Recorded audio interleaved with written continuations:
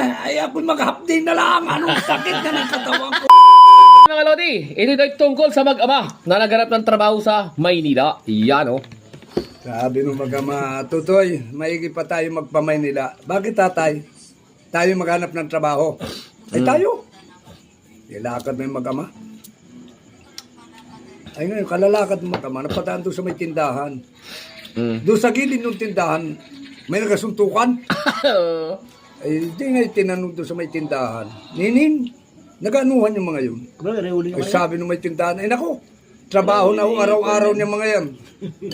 Ay, anak, trabaho na pala ay.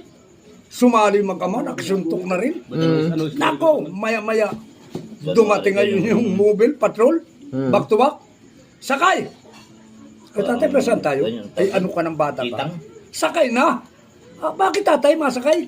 Ay, ano ka na?